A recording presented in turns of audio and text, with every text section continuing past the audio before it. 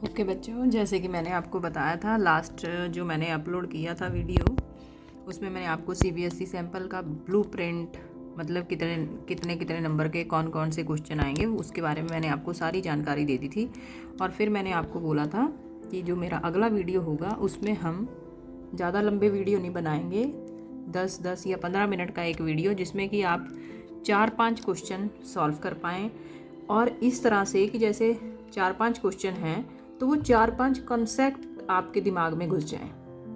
ठीक है, 4-5 कॉन्सेप्ट आपके दिमाग में घुस जाएं। ये नहीं कि मैंने सिर्फ 5 क्वेश्चन सॉल्व किए, बल्कि ये कि मैंने 5 कॉन्सेप्ट सीखे। और ऐसा हो नहीं सकता कि उन जो कॉन्सेप्ट आप सीख लें उनसे रिलेटेड क्वेश्चन एग्जाम में ना आए। ओके, तो अब बिना देर किए हुए मैं शुरू कर रही हूँ क्वेश्चन। इसमें से पक्का एक क्वेश्चन आ जाएगा। ये जो हम सैम्पल पेपर सॉल्यूशन डिस्कस कर रहे हैं ये स्टैंडर्ड पेपर का सॉल्यूशन है। सीबीएसई ने जो अभी सैम्पल पेपर दिए हैं उसमें से जो स्टैंडर्ड पेपर है उसका हम सॉल्यूशन डिस्कस करेंगे। बेसिक का इसके बाद डिस्कस करेंगे, लेकिन ये नहीं है कि स्टैंडर्ड वाले बच्चों बेसिक वाले बच्चे इसको देख नहीं सकते। बेसिक वाले बच्चे भी इसको देखें, क्योंकि यहाँ पे ये कॉन्सेप्ट तो सेम ही है। ठीक है, और ये 1 मार्क पहला सेक्शन है, पार्ट ए है। पार्ट ए में 2 सेक्शन है, उसका पहला सेक्शन मैं डिस्कस करने जा रही हूँ। तो पहला क्वेश्चन है कि भाई अगर एक्स वाई मतलब कि एक्स कोई टर्म है, वाई कोई टर्म है, और 2 टर्म्स का एलसीएम जो है 2 टर्म्स का प्रोडक्ट जो है वो है एक्स वाई, मतलब 2 टर्म्स का प्रोडक्ट 180 है। और एचसीएफ जो है वो उन्हीं 2 टर्म्स का एचसीएफ है 3। Then what is the LCM? ठीक है, तो बेटे यहाँ तुम्हें पता है, यहाँ हमें एक चीज़ की जानकारी होनी चाहिए कि हमारे पास फॉर्मूला है first term into second term is equal to HCF into LCM. ठीक है, और first term and second term. अब इन्होंने इनका हमें दिया है कि भाई ये 180 है और एचसीएफ भी दिया है 3। एलसीएम हम निकाल लेंगे, तो एलसीएम को इधर रखा और ये 180 ये 3 इधर डिवाइड हो गया और ये आ गया 60 विल बी द एलसीएम। ठीक है, तो अब अगर यहाँ पे अब कॉन्सेप्ट क्या सीखा हमने पहले तो हमें ये स्टार जो मैंने लगाया ये फॉर्मूला हमें पता होना चाहिए। अब इसमें से फर्स्ट टर्म पूछेंगे तब भी यही, सेकेंड टर्म पूछेंगे मतलब अगर सेकेंड टर्म पूछेंगे तो 1 2 3 चीज़ें उन्होंने हमें दे रखी होंगी। ठीक है, अगर एलसीएम पूछा तो 3 चीज़ें उन्होंने हमें दे रखी थी। ठीक है, मतलब इनका प्रोडक्ट दे रखा था, एचसीएफ दे रखा था, ये पूछा। तो इनमें से मतलब आपसे फर्स्ट टर्म भी पूछी जा सकती है, ये दोनों दे रखे होंगे, ये भी दे रखा होगा, एक टर्म पूछी होगी, तब भी यही फॉर्मूला लगा के उसकी वैल्यू को पुट नहीं करना है, बाकी सारी वैल्यूज पुट करके आप इसकी वैल्यू को निकाल सकते हैं। ठीक है, तो इस ही से 4 टाइप के क्वेश्चन इसी कॉन्सेप्ट बेस पे बन सकते हैं। तो आपने इस ढंग से पढ़ाई करनी है कि इसी कॉन्सेप्ट का कोई भी क्वेश्चन आता है तो आप उसको अटेंड कर पाएँ। अब इन्होंने एलसीएम पूछा था, अगर एचसीएफ पूछा होता, एलसीएम दे रखा होता तो फिर वही सेम प्रोसीजर आपने कर देना था। ऐसे ही प्रोडक्ट ऑफ 2 नंबर्स पूछा होता तो जो एचसीएफ और एलसीएम का प्रोडक्ट है वही 2 नंबर्स का प्रोडक्ट आता है। ठीक है, और एचसीएफ और एलसीएम के बारे में भी हम आपको आगे वीडियो बनाएंगे, उसमें जानकारी देंगे, क्योंकि कई बच्चों को यही नहीं पता होता कि भाई हाईएस्ट कॉमन फैक्टर क्या है और लीस्ट कॉमन मल्टीपल क्या है। ठीक है, आपने मुझे कमेंट में बताना है कि अगर आप चाहते हैं कि मैं इस पर कोई वीडियो बनाऊं, इसको अच्छे से सिखाऊं, तो वो मैं आपको बता दूंगी। अब हम जा रहे हैं दूसरे क्वेश्चन पे। अगर आप इतना सा कर लेते हैं तो आपका ये 1 नंबर हो गया। अब अगले क्वेश्चन पे जाएंगे। अब जैसे कि मैंने आपको बताया था ये हमारा अगला क्वेश्चन है, और अगले क्वेश्चन में if the sum of the zeros of the quadratic polynomial, ठीक है, sum of the zeros of the quadratic polynomial 3x² - kx + 6 is 3, then find the value of k। अब बेटे आपको पता है कि जो क्वाड्रेटिक इक्वेशन है, क्वाड्रेटिक इक्वेशन की जो डिग्री है वो 2 होती है। ठीक है, ये भी एक कॉन्सेप्चुअल क्वेश्चन है कि what is the degree of the quadratic equation, quadratic polynomial, तो वो है 2। अगर लीनियर पॉलिनोमियल है उसकी डिग्री होती है 1, अगर क्यूबिक पॉलिनोमियल है उसकी डिग्री होती है 3। ठीक है, मतलब जो यहाँ पे हाईएस्ट ये वेरिएबल होता है, ये वेरिएबल का कॉफिशिएंट है।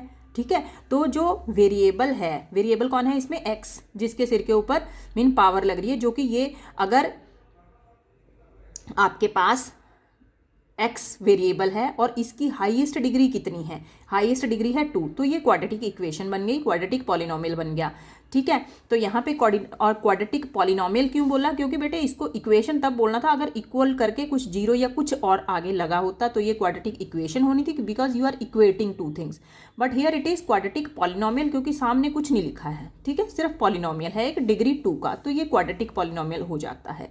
अब उसने कहा सम ऑफ जीरोस। अब आपको ये पता होना चाहिए कि जो सम का फॉर्मूला सम ऑफ जीरोस जो होता है वो होता है माइनस बी अपॉन ए। अब ये बी अपॉन ए ये क्या होता है, अब यहाँ पे अगर जर्नल रिप्रेजेंटेशन हम देखें एक क्वाड्रेटिक इक्वेशन की तो वो होता है A X square plus B X plus C, ठीक है।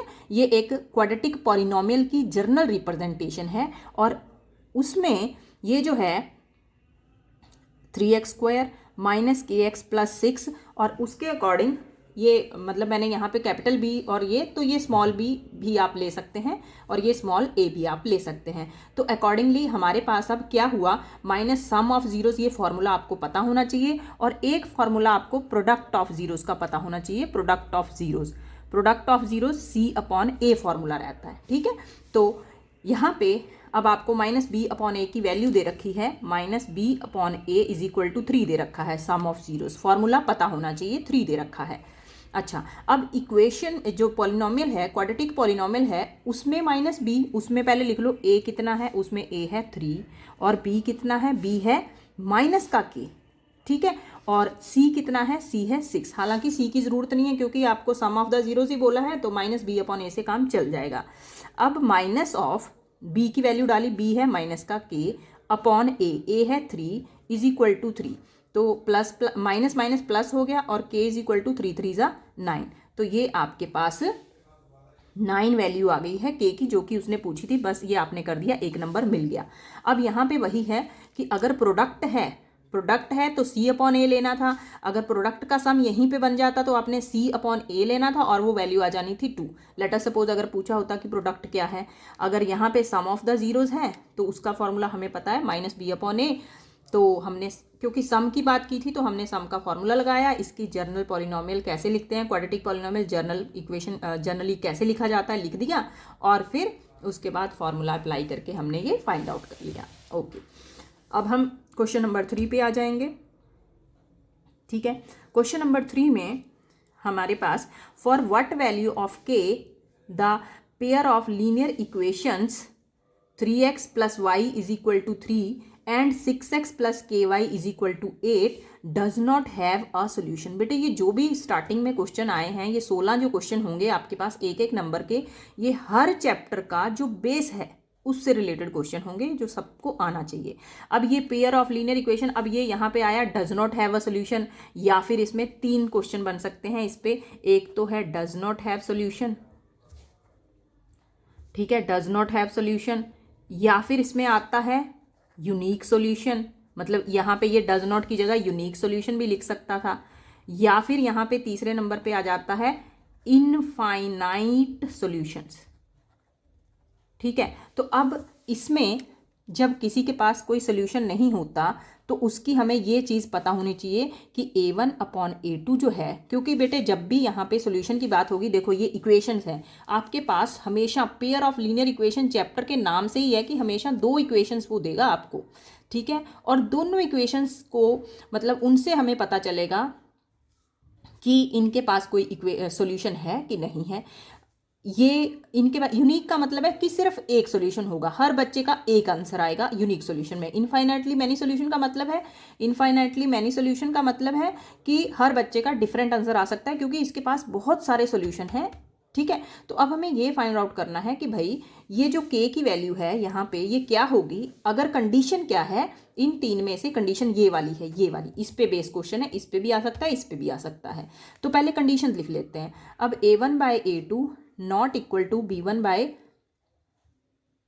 a1 by a2 is equal to, यहाँ पे इज इक्वल टू आएगा, is equal to b1 by b2 not equal to c1 by c2। और यहाँ पे अगर यूनिक सॉल्यूशन है तो a1 by a2 not equal to b1 by b2 सीधा यहीं पे आ जाता है। और अगर a1 by a2 is equal to b1 by b2 is equal to c1 by c2 है तो ये इनफाइनाइटली मैनी सॉल्यूशन है। तो ये आपने ये एकदम 100% श्योर करके आपको ये तीनों कंडीशंस लर्न कर लेनी है कि A1 बाई A2 अगर इक्वल है B1 बाई B2 के, नॉट इक्वल है C1 बाई C2 के, तो ये आपका does not have any solution होगा। और does not have any solution का मतलब होता है, ये मैं थोड़ा सा बता रही हूँ कि पैरेलल लाइंस, दो पैरेलल लाइंस आपस में जा रही है ना, ये इससे बात कर रही है ना इससे बात कर रही है, दो parallel lines does not have solution, क्योंकि ये इससे बात नहीं करेगी ये इससे बात नहीं करेगी, कोई सोल्यूशन नहीं निकलेगा, सोल्यूशन बात करने से निकलता है, ठीक है। तो अगर डज नॉट हैव सोल्यूशन तो वो पैरेलल लाइंस से भी रिलेटेड कॉन्सेप्ट है। और यूनिक सोल्यूशन मतलब किसी पॉइंट पे ये गया, किसी पॉइंट पे दोनों मिल गए, तो ये आपका इंटरसेक्ट, जब आपकी लाइनें करती हैं इंटरसेक्ट करती हैं, तो ये आपके पास यूनिक सॉल्यूशन होता है। और इनफाइनाइटली मैनी सॉल्यूशन जो है, मतलब एक लाइन, अब इस दूसरी का भी पॉइंट या यहाँ कितने एक ही लाइन पे, मतलब वो पॉइंट आपके कोइंसिडेंट लाइन को आप बोल देते हैं, कोइंसिडेंट लाइन्स ये हो जाता है, मतलब एक ही लाइन के ऊपर कई पॉइंट्स, इनफाइनाइटली मैनी सॉल्यूशन, ठीक है। तो ये पैरेलल लाइन से रिलेटेड है, डज नॉट। अब इससे रिलेटेड क्वेश्चन आया, अब हमने ये वाली कंडीशन यहाँ लगा देनी है। हमने A1 A2 क्या है, ये A1x है, B1 बाई है और C1 है ना। अब मैंने यहाँ जर्नल इक्वेशन बताई आपको ऊपर वाले क्वेश्चन में, तो वही है कि यहाँ पे आपके पास A1 मतलब 1 क्यों, क्योंकि 2 इक्वेशंस हैं, तो आपने जो A B C थे पहली इक्वेशन में उनको A1 B1 C1 बोल दिया, और जो दूसरी इक्वेशन है उसको A2 B2 C2 बोल दिया।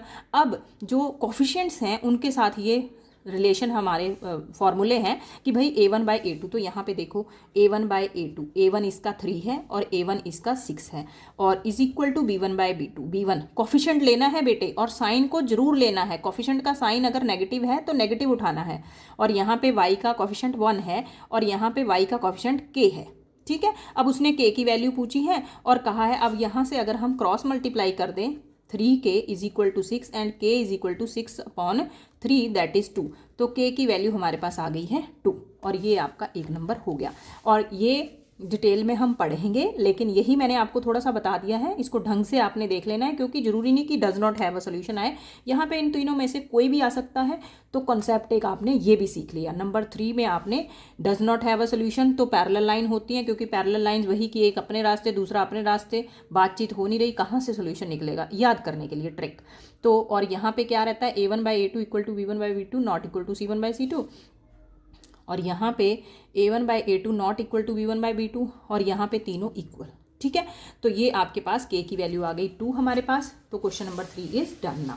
नाउ नेक्स्ट क्वेश्चन नंबर 4, बिल्कुल सिंपल क्वेश्चन है। क्वेश्चन नंबर 4, यहाँ पे इन्होंने हमें बोला है कि भाई if 3 chairs and 1 table cost ₹1500 and 6 chairs and 1 table cost ₹2400 form linear equation two represent this solution. तो भाई ये तो सिंपल सा क्वेश्चन है कि भाई लेट द प्राइस ऑफ या cost of chair be x, cost of 1 chair x rupees, and similarly let the cost of the 1 table be y rupees. According to question how many chairs, ठीक है। 1 chair, let us suppose 1 chair cost 150 rupees, then 3 chairs 150 into 3, so similarly 3 chairs 1 chair x हमने उसकी cost ली है, तो 3 chairs का cost है, तो आप उसको 3 से मल्टीप्लाई कर देंगे, प्लस आगे क्या है 1 टेबल 1 और टेबल कितने, एक टेबल की कॉस्ट कितनी है y, ठीक है। और ये कुल मिला के कॉस्ट आपकी है ये, तो ये नंबर 1 इक्वेशन बन गई। और आगे है 6 चेयर्स, तो एक चेयर के कितने रुपीज़ हैं, 6 से मल्टीप्लाई कर दो। आगे टेबल, यहाँ पे भी 1 ही टेबल है, तो 1 इंटू वाई दैट इज़ 2400। सो ये आपने दोनों इक्वेशंस फॉर्म कर दी हैं, तो ये आपकी बन गया। अगर आपने ये कर लिया है तो it is 1 mark, you can get 1 mark for this, ठीक है। ये इतना सा ही क्वेश्चन था। तो यहाँ पे यही है कि अगर वो चेंज कर देते हैं टेबल और chair, number of table and chair if they are changing, तो कॉन्सेप्ट सेम है। चेयर और टेबल की जगह कुछ और लिख दिया उन्होंने, फिर भी कॉन्सेप्ट सेम है। तो आपको कॉन्सेप्ट लर्न करना है, ये है मेरा मकसद ये वीडियो बनाने का, क्योंकि मतलब अगर आपने कॉन्सेप्ट सीख लिया तो वहाँ चाहे स्टेटमेंट वो चेंज भी कर देंगे, you will be able to do this. Now fifth question में उसने लिखा है, मैंने आपको बताया था कि जो फर्स्ट 16 क्वेश्चन होंगे 1 मार्क के, उसमें इंटरनल चॉइस 5 क्वेश्चंस में होगी, तो ये इंटरनल चॉइस आ गई। ऐसे ही आपको इंटरनल चॉइस एक क्वेश्चन नंबर 1 में भी थी, ये वाली, ये भी मैं डिस्कस करती हूँ अभी। ये क्वेश्चन नंबर 5 में इंटरनल चॉइस है, और ये अर्थमेटिक प्रोग्रेशन का आपका सम आया हुआ है, ठीक है ना। तो यहाँ पे आपके पास which term of AP 27 of AP क्या है आपकी 27, 24, 21 and so on up to is 0। कह रहा कि कौन सी टर्म इस अर्थमेटिक प्रोग्रेशन की 0 होगी, ठीक है जी। तो सबसे पहले जब भी बेटे आपके पास अर्थमेटिक प्रोग्रेशन का सम आए तो हमें ये पता होना चाहिए, सबसे पहले पहली टर्म को हम A से डोनेट कर देते हैं, ठीक है। फिर हम D फाइंड आउट करते हैं, वो होता है A2 माइनस A1। ये पहली टर्म है A1, ये A2 है, ये A3 है, ठीक है। तो A2 माइनस A1, तो 24 माइनस 27 अगर हम करें तो माइनस का 3 आया। अच्छा, इसको कंफर्म भी कर लेते हैं, A3 माइनस A2 भी यही होना चाहिए, तभी ये AP होगी। वैसे तो पेपर में दे रखा है, लेकिन वही की कंसेप्ट कि अगर A2 में से A1 को कम किया, जो आंसर आया A3 में से A2 को कम किया, वही आंसर आया। इसका मतलब कि जब ये मतलब आपके आंसर टैली करते हैं, मतलब D सेम आता है, और कॉमन डिफरेंस अगर सेम है तभी ये AP है, ठीक है। तो यहाँ पे A3 माइनस A2 कितना होगा, तो 21 में से 24 गए, बड़ी टर्म माइनस की है तो माइनस ही होगा, और आंसर के साथ माइनस ही आएगा। तो A3 माइनस A2 आपके पास ये भी -3 है, तो ये कंफर्म हो गया कि ये AP है। और यहाँ पे A की वैल्यू 27 है, ठीक है। जो चीज़ हमारे फायदे की है उसको हम डब्बे में बंद कर लेंगे, ठीक।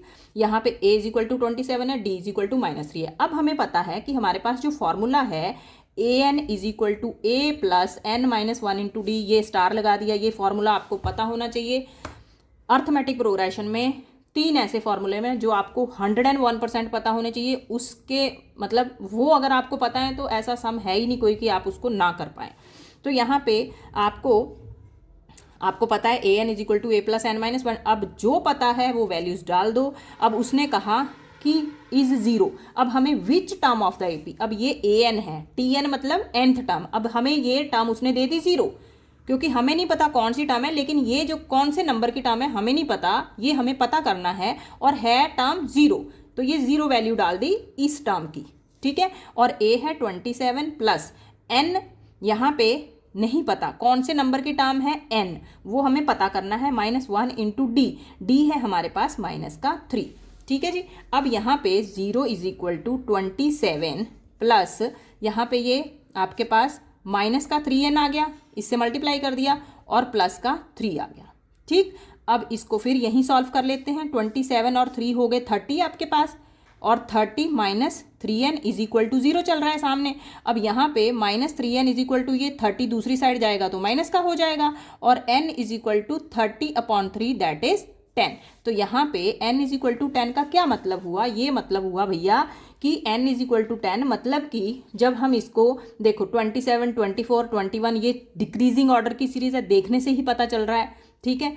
तो मतलब जब हम इसकी ये पहली टर्म है, ये दूसरी, तीसरी, सो ऑन अप टू जब 10th टर्म लिखी जाएगी तो वो 0 हो जाएगी, क्योंकि कम हो रही है टर्म्स, 3 का डिफरेंस आता जा रहा है, तो मतलब 10वें नंबर की टर्म 0 है।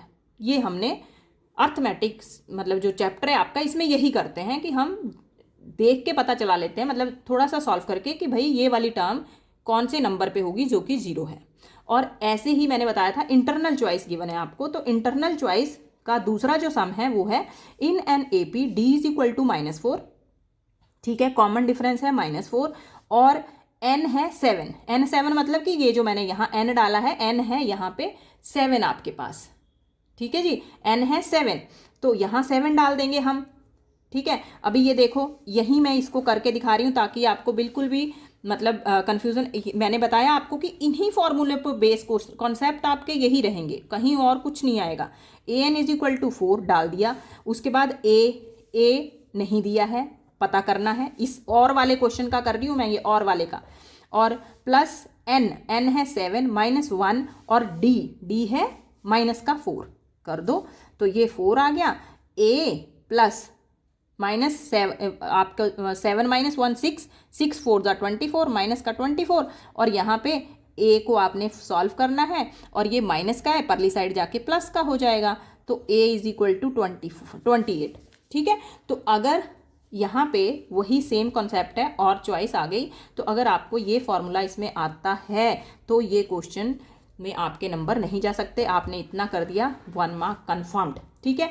तो मैं 5 क्वेश्चन अभी डिस्कस किए, और फर्स्ट क्वेश्चन की जो चॉइस वाला क्वेश्चन था वो मैंने डिस्कस नहीं किया था, वो भी मैं डिस्कस कर रही हूँ। और वाला क्वेश्चन है ये आपका, जो और वाला क्वेश्चन था, ठीक है।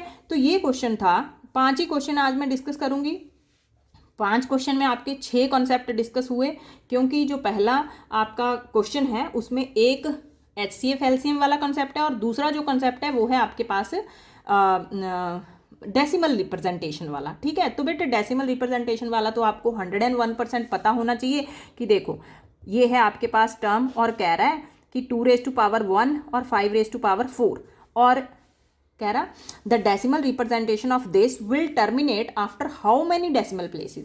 अब बेटे देखो तुम्हें पता है कि जब हम छोटे होते थे 5th क्लास में 6th क्लास में, जैसे मुझे ये लिखना है 25/10, तो मतलब कि अगर नीचे आपके पास एक जीरो है तो एक जीरो से एक टर्म और 1 का लग जाता है डेसिमल, मतलब 2.5 आंसर। ठीक है, तो मतलब जब भी डेसिमल में आंसर आता है तो नीचे कौन चाहिए होता है, 10 चाहिए होता है या 100 चाहिए होता है या 1000 चाहिए होता है। पता है हमें कि जब भी डेसिमल रिप्रेजेंटेशन हमारे पास आती है तो हमारे पास नीचे कौन आता है, 10 आता है, 100 आता है, 1000 आता है, 10,000 आता है, मतलब जीरोस वाली ही टर्म आती हैं। अब यहाँ पे ये जो क्वेश्चन है यहाँ पे है 2⁻1 और 5⁻4। ठीक है, तो ये डेसिमल में कब लिखा जा सकता है, ये डेसिमल में तब लिखा जा सकता है भैया अगर 2⁻, यहाँ पे 1 है ना, तो 2⁻3 और चाहिए। क्यों? क्योंकि 2⁻1 और 2⁻3 मैंने ऊपर नीचे मल्टीप्लाई कर दिया और 5⁻4, तो मेरे पास नीचे भी 2⁻4 और 5⁻4 बन जाएगा और ऊपर जो भी टर्म है मेरे पास इंटू 8 हो जाएगा साथ में उसके। तो अब ये टर्म मतलब 2⁻4 आपके पास 16 हो जाएगा और ऐसे ही 5⁻4, मतलब फिर क्या होगा, जैसे 2 5 जा करें तो 10 है और फिर 2 2 जा 4 पावर, मतलब अगर अगली पावर ले ली 2 2 जा 4, 5 5 जा 25, तो बन गया 100। ऐसे ही जब आप इसको मल्टीप्लाई करते जाएंगे तो ये बन जाएगा 10,000। ठीक है जी, क्योंकि 4 पावर है ऊपर 4 पावर है तो ये 10,000, मतलब तो अब इसने कहा क्वेश्चन है will terminate after how many decimal places. तो मैंने क्या कहा कि हाउ मेनी डेसिमल, जितनी नीचे जीरोस हैं उतने डेसिमल प्लेसेस, तो यहाँ पे आंसर आ जाएगा 4 डेसिमल प्लेसेस। ठीक है, तो ये डेसिमल प्लेसेस वाला मतलब अगर आपके पास नीचे 3 जीरो हैं तो 3 डेसिमल प्लेसेस, क्योंकि 1 का तो डेसिमल लगता है और जितनी जीरोस नीचे होती हैं उतनी टर्म्स हम ऊपर से मतलब उनको पीछे ले जाके वहाँ डेसिमल प्लेस कर देते हैं। तो वही है कि मैंने आपको 5 कॉन्सेप्ट हमने यहाँ पे डिस्कस कर लिए हैं आपके साथ। ठीक है, अब मैं इसका अगला वीडियो बनाऊंगी, वो क्वेश्चन नंबर 6 से होगा 16 तक, और फिर उसमें अगले कॉन्सेप्ट्स। आपने ये नहीं पढ़ना है कि मैंने CBSE सैम्पल पेपर में सिर्फ उसी क्वेश्चन को मैंने बेस बनाना है, नहीं, बेस वही होगा लेकिन उससे रिलेटेड कॉन्सेप्ट आपने सारे जान लेने हैं। तो ठीक है बेटे, थैंक यू। फिर इसको देखो वीडियो को, कोई दिक्कत परेशानी आती है मुझे कमेंट करो। ठीक है, इसको सब्सक्राइब करो और अपना मतलब समझने की कोशिश करो। चीज़ों को नहीं समझ में आता है तो आप मैसेज कर सकते हो। चलो ठीक है फिर, थैंक यू बेटा, ओके।